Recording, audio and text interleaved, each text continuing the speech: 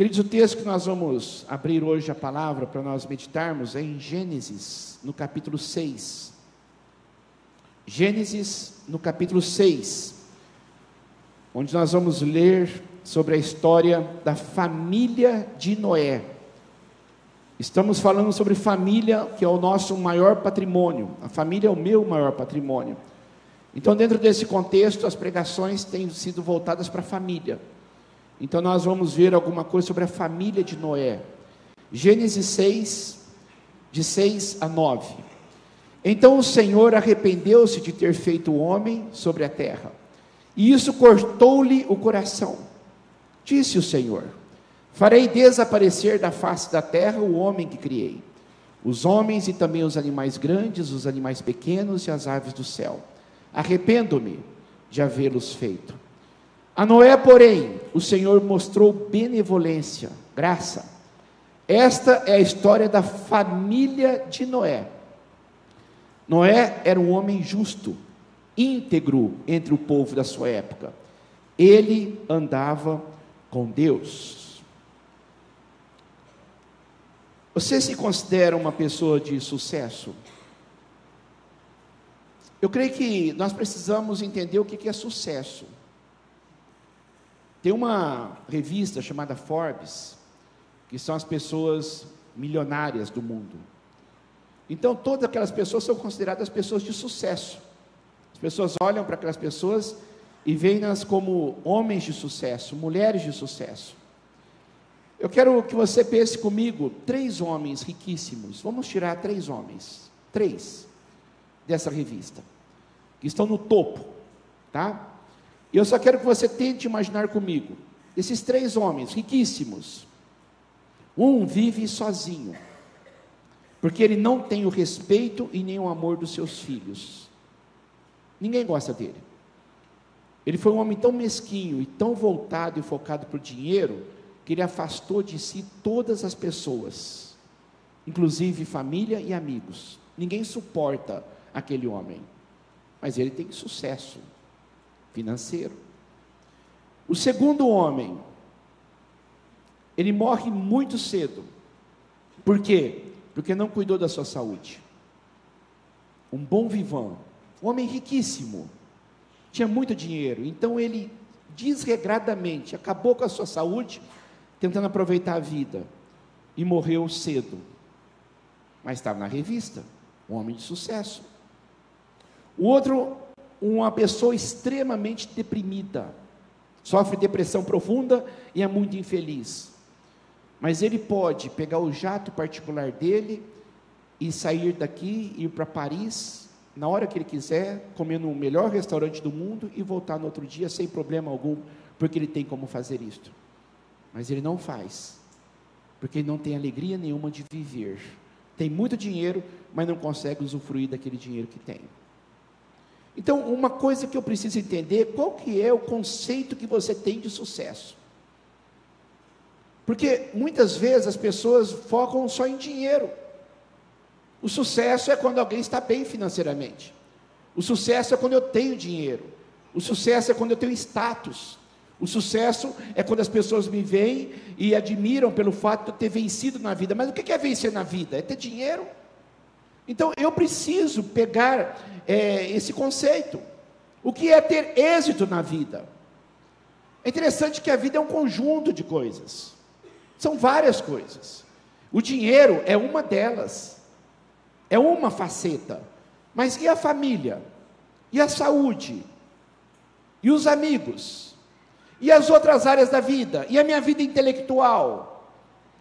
Que eu vou estudar, a coisa de me aprimorar. E a minha vida espiritual? E a minha comunhão com Deus? Será que esses pontos não contam? Então, o que é ter sucesso? O que é ter êxito? Eu acredito que ter sucesso, ter êxito, é estar feliz em todas as áreas da vida. Em todas as áreas. Lutando, com satisfação, com contentamento. Mas eu vou dizer uma coisa para você. A família, meu maior patrimônio. Você pode ter sucesso em todas as áreas. Se você não tiver sucesso na sua família, você vai ser uma pessoa frustrada. Nada paga o fracasso de uma família. Todo o dinheiro do mundo não vale a pena se você perder a tua família. Se você não tiver o amor e o respeito dos teus filhos, se você não tiver o amor e o respeito dos teus pais, o convívio gostoso com os teus irmãos, nada, teu marido, tua esposa, tua família, nada compensa o desastre de uma família. Eu quero que nós pensemos hoje num homem de sucesso, teve uma vida de sucesso, Noé.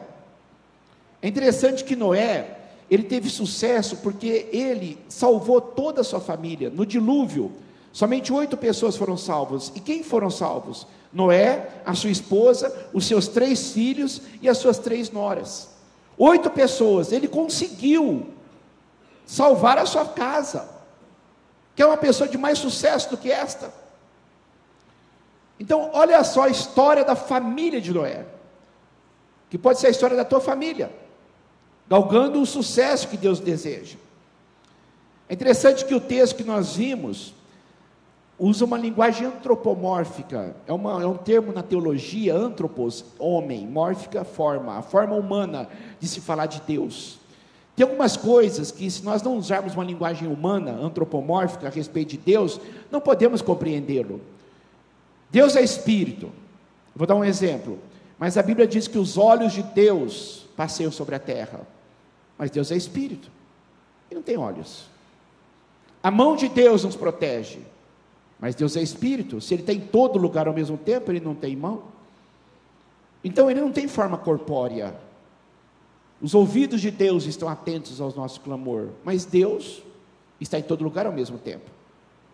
Então, é um tipo de linguagem que nós falamos em relação a Deus, para nós podermos compreender e a nossa mente limitada alcançar algo intranscendente, ou transcendente, que é Deus. Então, quando a Bíblia diz que Deus se arrependeu de ter criado a humanidade, usa uma linguagem antropomórfica, uma maneira humana de se falar, porque Deus não se arrepende de nada. E a ideia de arrependimento é quando uma pessoa faz uma coisa errada.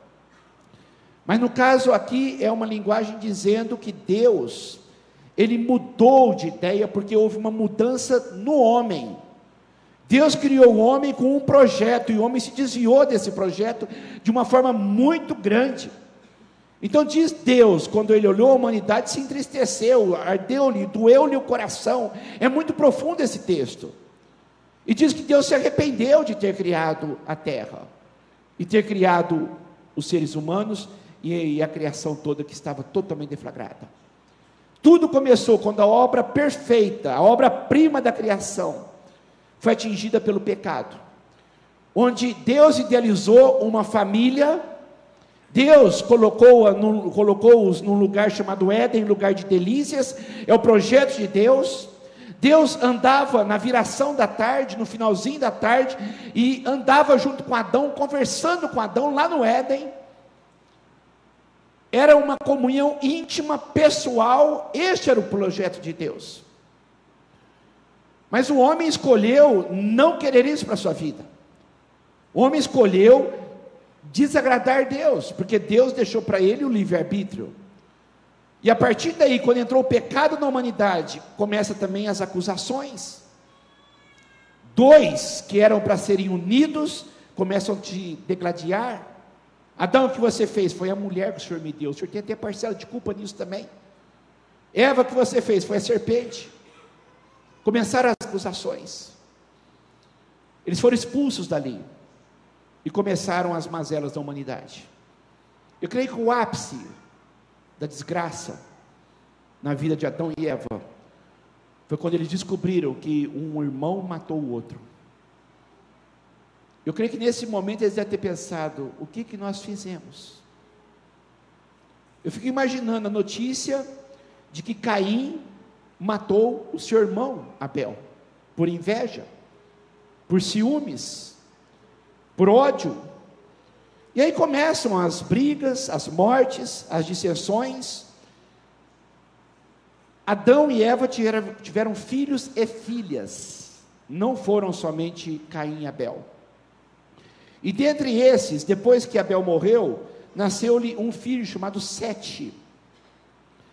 Depois de Sete veio Enos. E diz a Bíblia que em Enos começou a se invocar o nome do Senhor sobre a terra. Ou seja, haviam duas descendências distintas. A descendência de Caim, que era uma descendência maligna, que era uma descendência totalmente contrária àquilo que Deus era, maligna mesmo, pessoas ruins, homens maus. Caim era uma pessoa extremamente ruim, e ele teve uma descendência ruim. Mas em Sete, a partir de Enos, veio uma descendência abençoada. Homens bons, que invocavam Deus, que buscavam Deus, que queriam algo bom.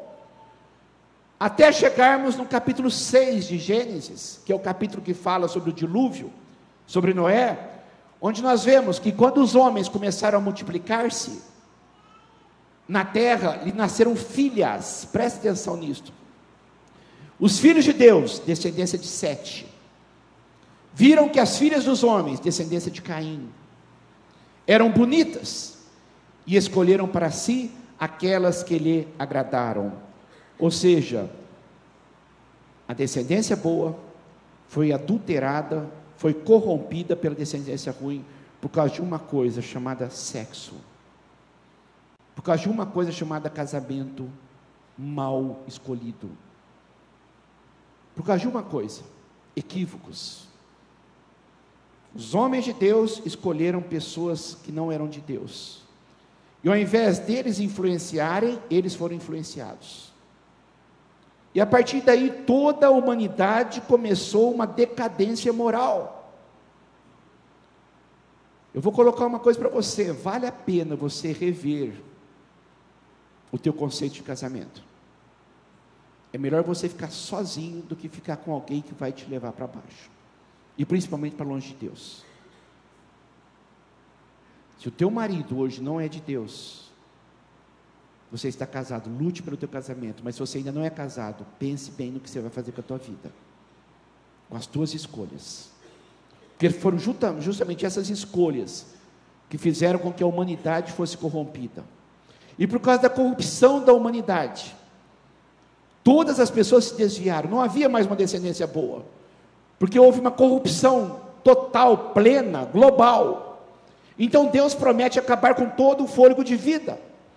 Só que Deus olha para a terra e vê um homem diferente, um homem justo, um homem íntegro, um só, no mundo.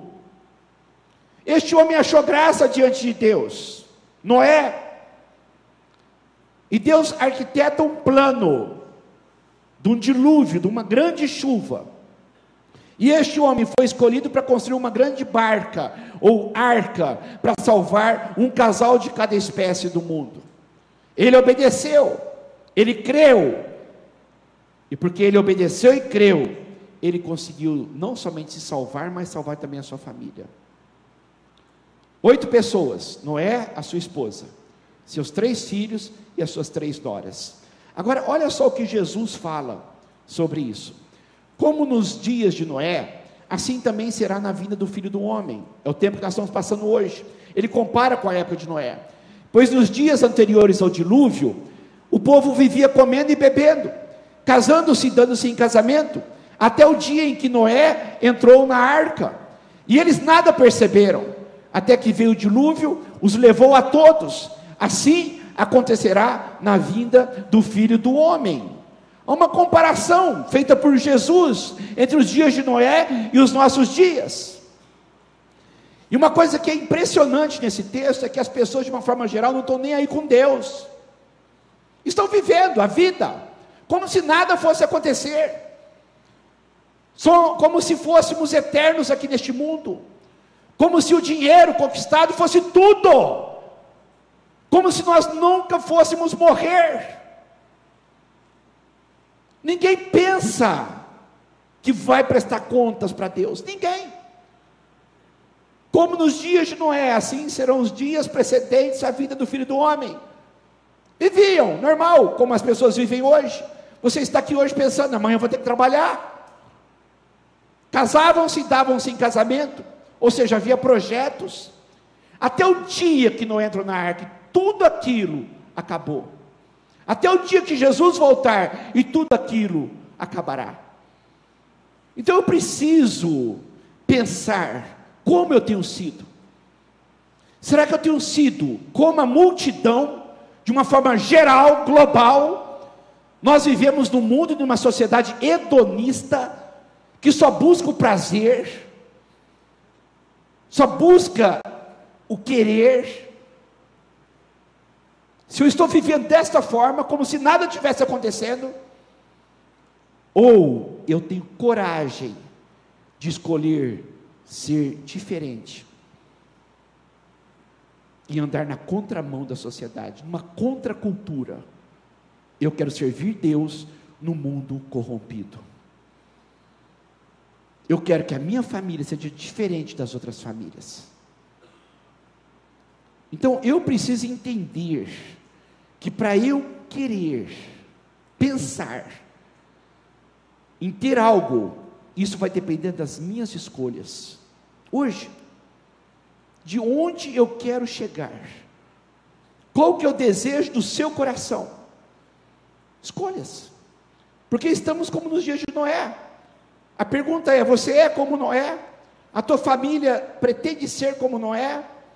Ou você é mais um, numa multidão, onde as pessoas vivem a seu bel prazer? Não estou nem aí com relacionamentos comprometidos e significativos, e vivem da sua própria maneira. O teu amor, o teu coração, tem que pulsar pelos teus queridos, tem que pulsar pela tua família. Quais os passos que Noé deu? Como ele era para ser uma pessoa dessa, abençoada? E eu digo, eu vou mais longe, vida de sucesso. Por que que aquele homem teve sucesso? Qual que é o caminho que ele percorreu?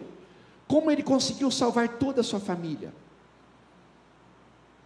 Vida de sucesso é o que Deus tem para você, em todas as áreas, tá? Em todas as áreas. E eu quero destacar uma que é central, o foco, que é justamente a tua família, porque a tua vida com Deus vai definir o sucesso na tua família. A primeira coisa que eu quero destacar na vida de Noé, para ele ter sido uma pessoa de sucesso, é a integridade. Olha só como Deus olhou para a humanidade e viu a humanidade. O Senhor viu que a perversidade do homem tinha aumentado na terra, e que toda a inclinação, presta atenção, toda a inclinação dos pensamentos do seu coração, era sempre e somente para o mal. Mas ele viu Noé, era um homem justo, íntegro, entre o povo da sua época, porque ele andava com Deus. Quando Deus olha para a humanidade, Ele não vê isso também?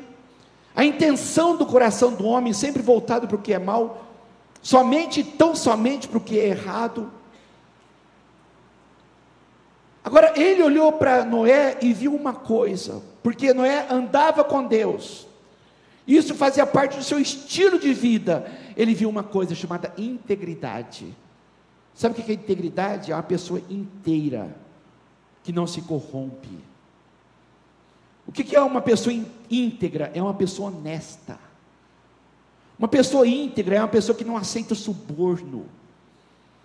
Uma pessoa íntegra é uma pessoa que não negocia seus valores morais.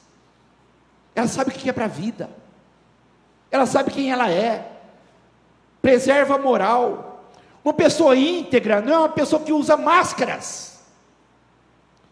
Uma pessoa íntegra é uma pessoa verdadeira.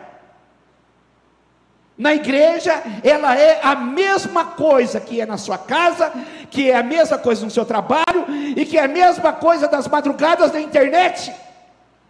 Ela é sempre a mesma pessoa íntegra, completa, que não trai, que não adultera, que é leal, que não abre mão dos seus princípios. Noé não se deixou influenciar por aquela sociedade. Ele não se deixou levar.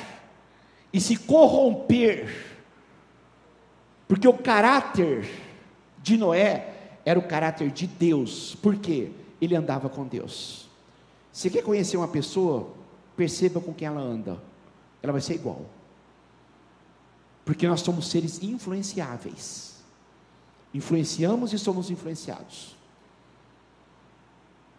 Quando eu ando com alguém é porque eu me identifico, me assemelho. Então a partir daí é porque eu sou igual.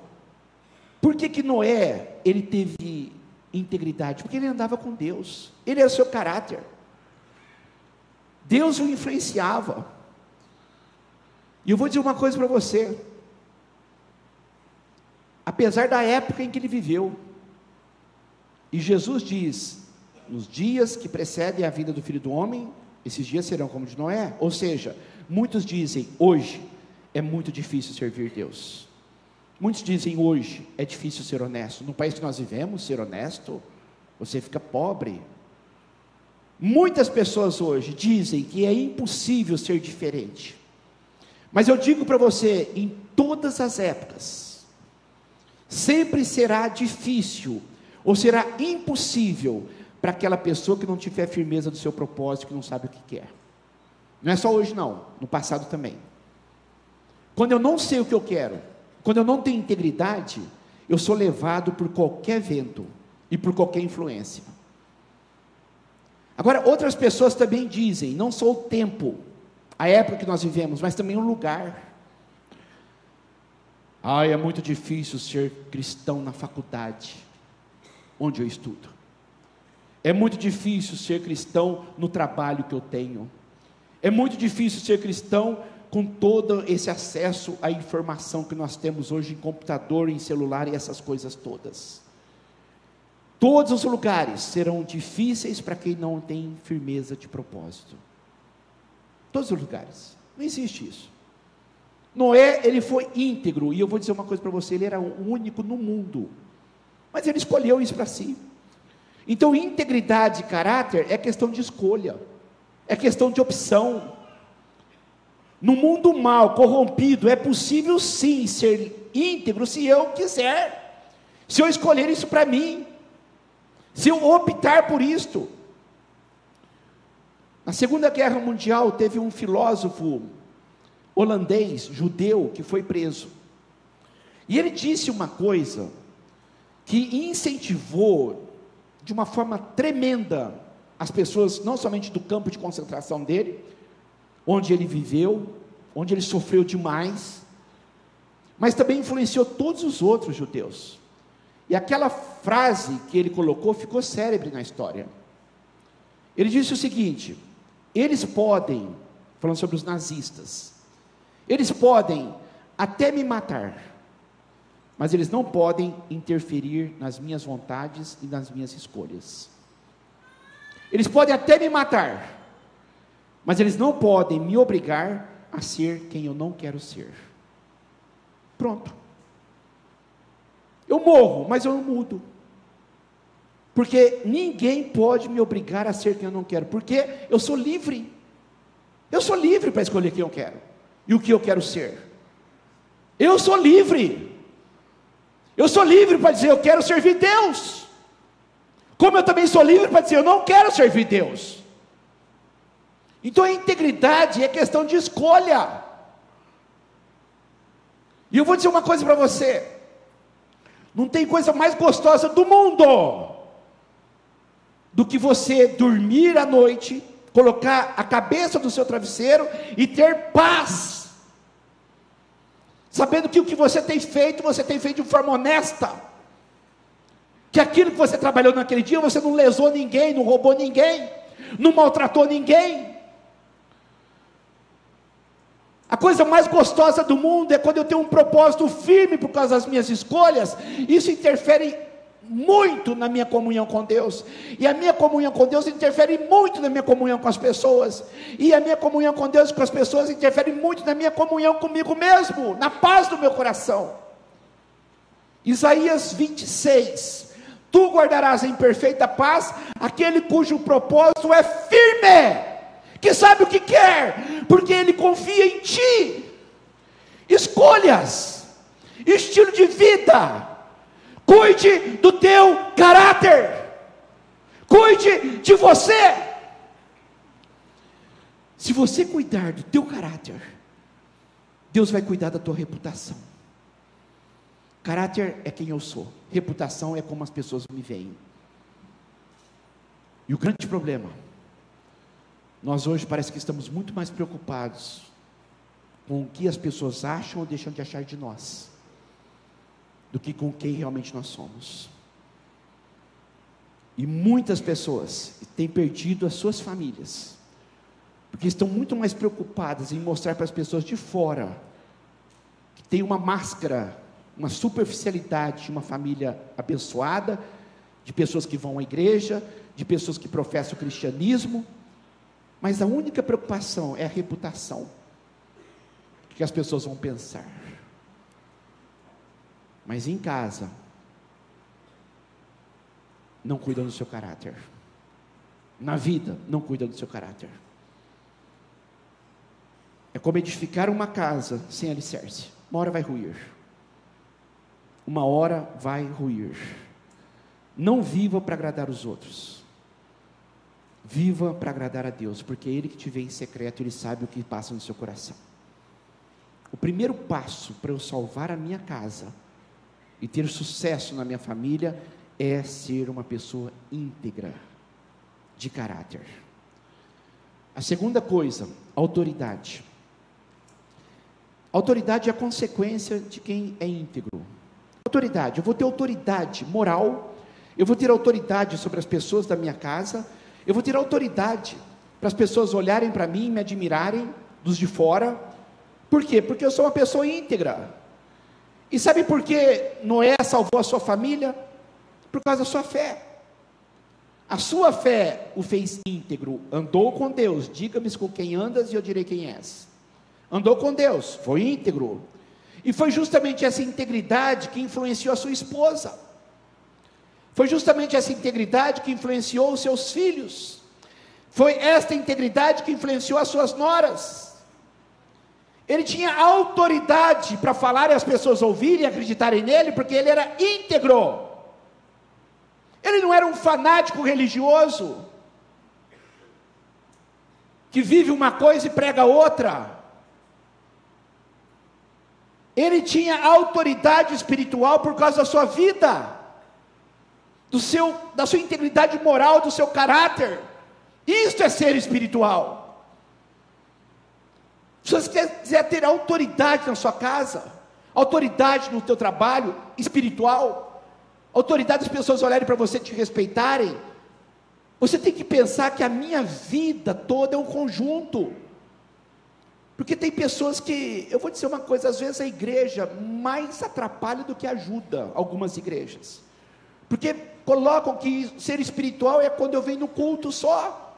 Isso não tem nada a ver com o cristianismo. A minha vida toda tem que ser espiritual em todos os aspectos.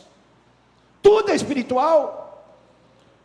Se você sair daqui depois do culto, comer um lanche com sua família, com seus amigos, isso é tão espiritual quanto esse ato aqui. Na sua casa, a hora que você chegar à noite, dormir, Deus vai olhar para você e vai se alegrar com o seu coração, assim como você às vezes olha para o teu filho dormindo e diz: é meu filho. Você acha que Deus não sente isso por você? Satisfação. Amanhã o teu trabalho é tão espiritual quanto você imagina, e muito mais do que você imagina. 8 horas, 10 horas que você passar trabalhando, é para sustentar a tua família, que é a coisa mais preciosa que Deus te deu. Então isso é tão espiritual quanto o culto de hoje.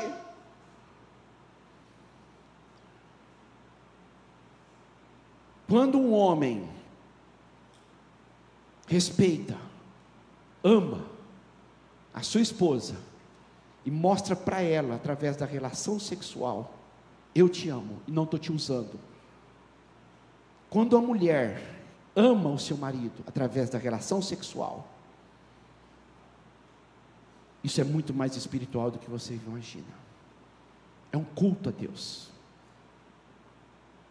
É um culto. E eu não estou falando asneira. Abra lá em Hebreus capítulo 13, digno de honra seja um matrimônio bem em todas as coisas, como um leito sem mácula. Sabe o que é leito sem mácula, digno de honra? A palavra usada ali, leito sem mácula, é coito em grego. Sabe o que é coito? Atração, relação sexual do homem com a mulher, digno de honra. Ou seja, tudo que nós fazemos na nossa vida é espiritual. E a pior coisa do mundo é quando você começa a mostrar que é espiritual e começa a falar coisas para mostrar para o outro que você é espiritual, mas você não vive isto. Eu preciso entender isto. Isso gera autoridade.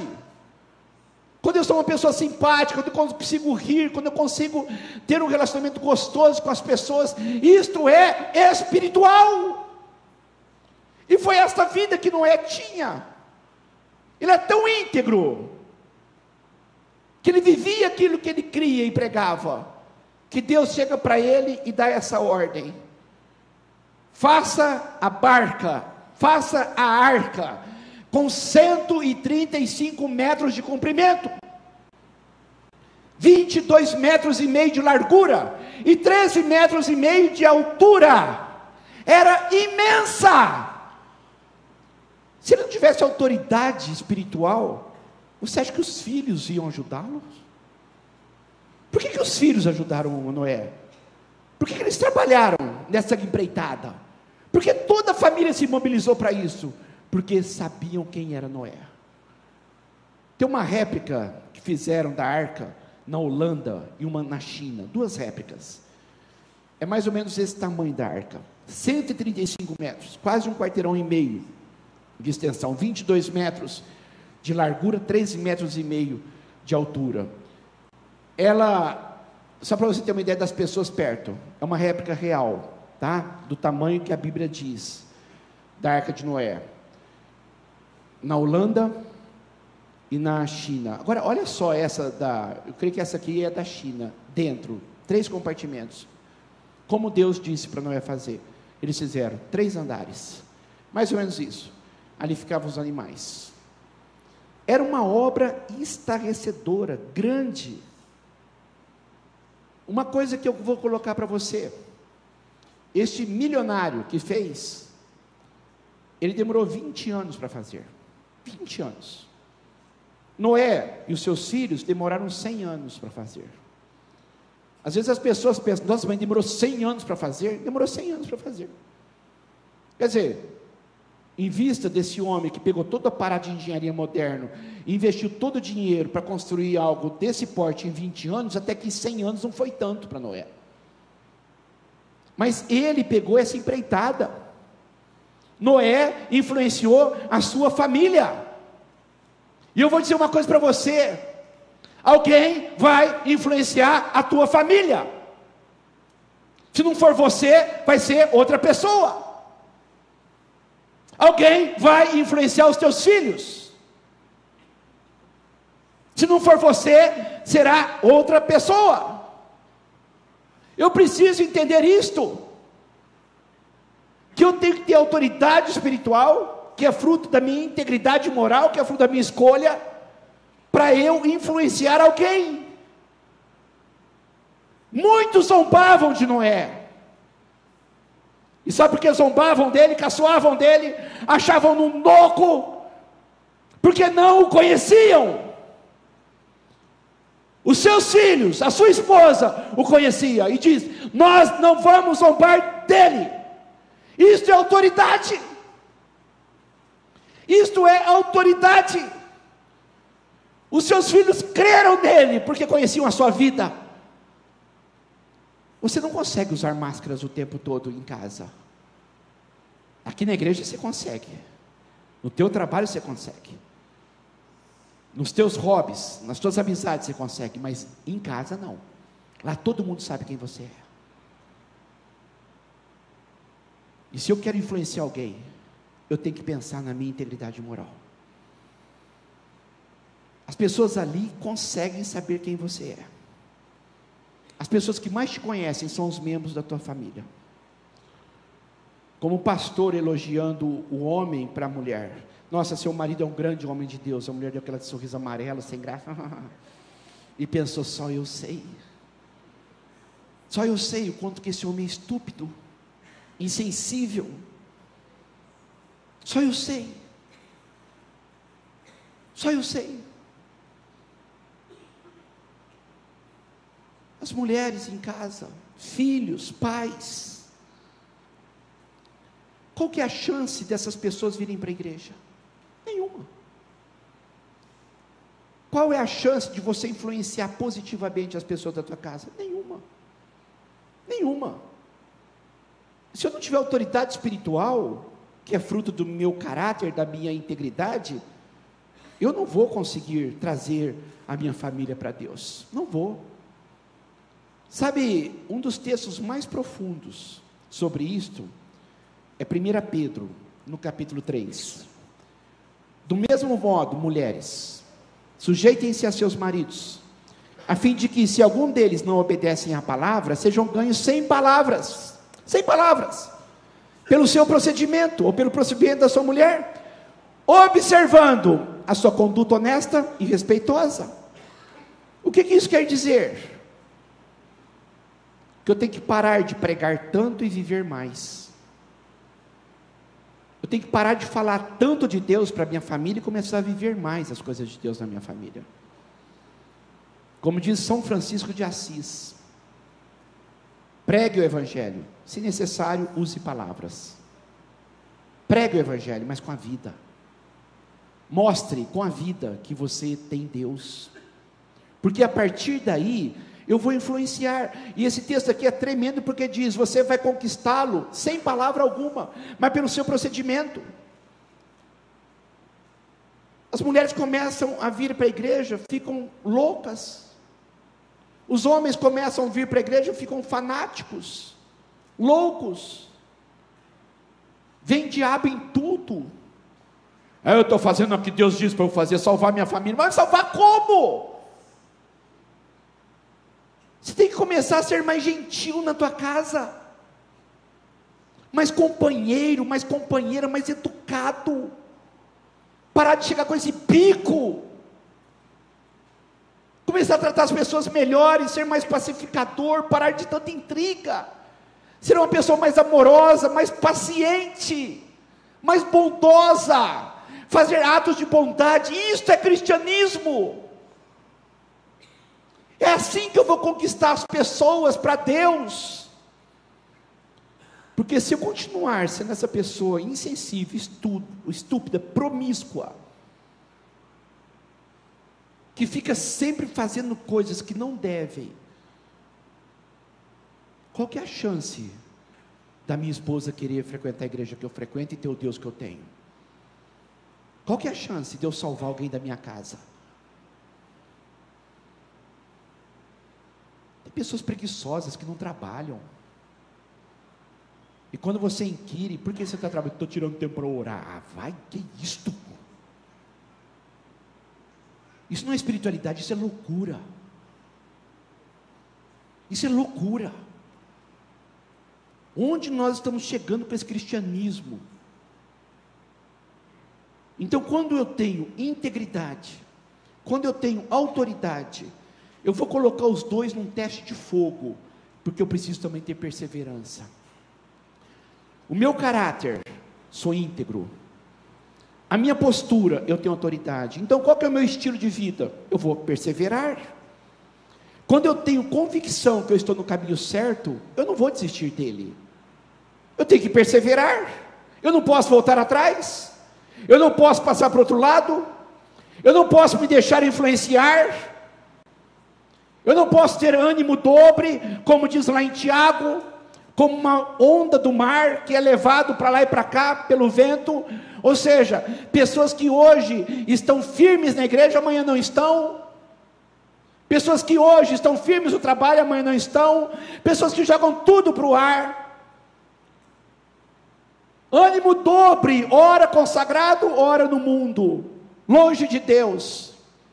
Ora aquele amor pela família tremendo, vou lutar pela minha casa. Ora, eu vou desistir porque eu não aguento mais. Eu não aguento mais, não tem jeito. Ânimo dobre. Eu preciso pensar como eu tenho sido, porque se eu não tiver perseverança, eu não vou chegar a lugar algum. Você tem necessidade de perseverança. Não é isso que você faz lá no teu trabalho, que muitas vezes você passou por tantas dificuldades, tantas crises, tantas lutas, e por que você continuou? Porque daqui saiu o sustento da minha família. Perseverança. Você não está em pé até agora? E por que você não tem essa perseverança com a tua família? Por que você não tem essa perseverança com Deus? Se eu quiser ter uma vida de sucesso, eu tenho que ser persistente. Noé, ele salvou a sua família, porque ele foi persistente. Na vida, quando Deus disse para ele, Noé, construa a arca, ele tinha 600 anos. 600 anos. As pessoas daquela época viviam muito mais, porque a atmosfera era outra. Lembra na criação, quando Deus colocou a água em cima dos firmamentos, embaixo do firmamento? Essa água em cima do firmamento era um vapor, que era totalmente diferente da situação de hoje. Então as pessoas daquela época viviam sim 700, 800, 900 anos, pela estrutura. Quando Deus resolveu acabar com a humanidade, Deus disse, o homem não vai viver tanto, porque ele é muito ruim, ele é muito mau, ele não vai viver tanto. Eu vou diminuir o dia de vida dele para 120 anos, está lá em Gênesis 6, aí caiu. E por que caiu? Por causa do dilúvio. Mudou a estrutura terrestre, mudou totalmente toda a estrutura. Então antes do dilúvio as pessoas viviam sim 900 anos, depois do dilúvio caiu drasticamente a média de vida para 100 anos. Então uma coisa que é importante eu entender, Noé com 600 anos perseverou naquele mundo, naquela época. Não foram alguns dias, alguns meses ou alguns anos na igreja, foi 600 anos, foram 600 anos da vida dele, perseverou. A construção da arca, demorou 100 anos para ele construir a arca, 100 anos, pregava, atração turística. Vamos ler o louco que está construindo um barco com mais de 130 metros em pleno deserto, onde não tem mar, é um louco, mas ele perseverou, apesar das opiniões dos outros, porque ele sabia quem ele era, e o que Deus queria dele. As pessoas não acham que você é louco em frequentar uma igreja evangélica? E quando as pessoas te criticarem por você frequentar uma igreja evangélica, olhe para a vida delas, olhe para a família delas, olhe para a estrutura de vida delas. Geralmente são pessoas levianas. Sabe o que é leviano? É leve, que não tem peso algum no que diz e nem vive. Eu vou me deixar influenciar por esse tipo de gente? Eu preciso saber o que eu quero. As pessoas vão zombar de mim sim, por professar minha fé, porque tem muitas pessoas aí fora, que estão sendo enganadas, crentes cafajestes, que não são crentes nada, frequentadores de igreja, pastores cafajestes, que de pastores não tem nada, são lobos, só querendo tirar o dinheiro das pessoas. Mas eu sei quem eu sou, e você sabe quem você é. Ou eu me deixo influenciar pela opinião dos outros, e eu não vou para lugar nenhum, ou eu escolho o que eu quero para a minha vida. Eu vou perseverar, porque eu sei que aqui é o caminho certo. Eu sei quem eu sou e eu sei quem Deus é. Eu não sou tolo e nem louco. Eu tenho fé. E eu sei o que Deus tem feito na minha vida. Por que Noé trabalhou arduamente durante 100 anos? Por causa de uma única coisa: fé. A fé traz perseverança. Perceba que quando você quer desistir, porque a tua fé não está firme. A fé dá-nos um novo ânimo e tira de nós o ânimo dobre. E eu começo a persistir. Billy Graham, ele diz que uma coisa tremenda a respeito de Noé: foi o maior missionário de todo o tempo, porque ele conseguiu salvar toda a sua família. Toda a sua família. Na época, a mulher e seus 3 filhos e as suas noras, ele conseguiu salvar todos. Ou seja, valeu a pena a perseverança. Ele perseverou, porque ele entrou na arca e ficou uma semana sem chover. Deus mandou um anjo lacrar a arca por fora. Então, se as pessoas gritassem, quisessem entrar, Noé não tinha poder para abrir mais. Então, quando Noé entrou na arca com os animais e a sua família, Deus lacrou, travou a arca por fora com o anjo. Ninguém mais podia entrar, ninguém mais podia sair. Só que demorou uma semana para começar a chover. Uma semana. Você acha que nessa uma semana ele não teve crises ali? Você acha que ele não teve inquirimentos dos filhos? Pai, será que vai chover de fato? Será que o senhor não se equivocou e achou que ouviu a voz de Deus e não ouviu nada? Mas ele teve perseverança. Uma semana ele passou lá sem chuva. Aí começou a chuva. E teve perseverança, porque 40 dias choveu de forma torrencial. Lembra daquele vapor na atmosfera? Caiu tudo de uma vez. Às vezes nós vemos na TV enchentes em São Paulo com chuvas de 30 minutos. Que choveu 30 minutos e alaga tudo. Então imagina 40 dias e 40 noites ininterruptamente, torrencialmente aquela chuva sendo trazida sobre a terra. Por isso que teve o dilúvio. Então ele ficou 40 dias e 40 noites ali. Só que depois que ele ficou 40 dias e 40 noites com o dilúvio, demorou quase um ano para as águas abaixarem,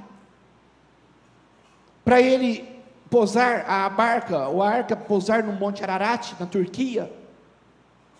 Um ano dentro da arca, um ano. Você percebe que ele enfrentou crises, ele teve que suportar crises, mas ele perseverou. E eu vou dizer para você, as crises na tua vida servem para te destruir ou para fazer de você uma pessoa melhor.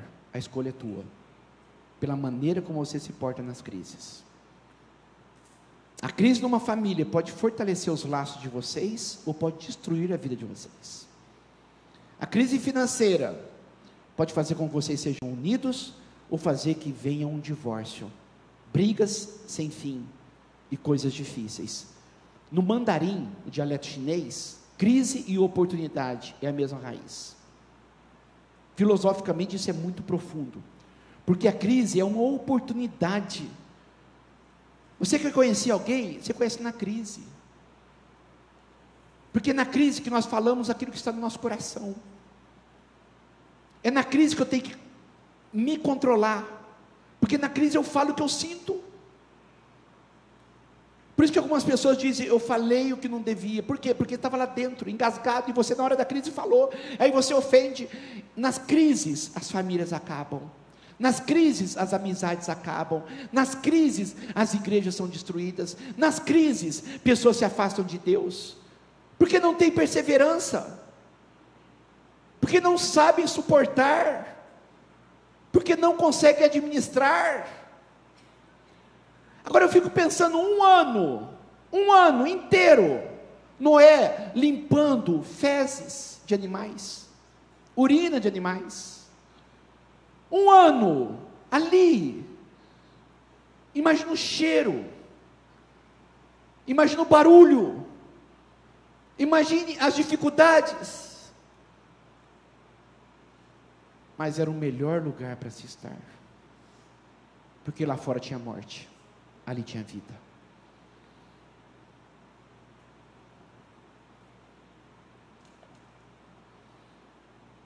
Apesar das crises, a tua casa é o melhor lugar para se estar. Apesar das crises, a tua igreja é o melhor lugar para se estar, porque aqui tem vida, aqui tem vida. Então eu preciso entender isto. Como que eu vou perseverar? Se eu souber disso de fato. E sabe uma coisa fantástica, que incentivou Noé a passar por aquele deserto, vamos assim dizer, difícil, um ano, vai passar, e de fato passou, porque Deus disse, que tudo que Deus falou, cumpriu. Então eu coloco para você uma indagação, tudo que Deus falou para você até hoje cumpriu, então creia que Deus vai continuar sendo fiel com a tua vida, vai passar, essa crise que está passando vai passar, mas persevere, não desanime, creia, continue firme, mas administre a tua fé na crise. Tenha paciência na crise. Você quer ser uma pessoa de sucesso? A escolha é tua. Você quer ser uma pessoa de sucesso mesmo? Tenha integridade, porque isso vai te dar autoridade. Mas acima de tudo, persevere naquilo que você acredita. Que Deus te abençoe em nome de Jesus. Participe dos nossos cultos na Avenida Sacadura Cabral, 1354, entre as ruas 32 e 34, no bairro Aeroporto. Nosso telefone 17 3323 4766. Acesse www.segundaipb.com.br. Deus abençoe.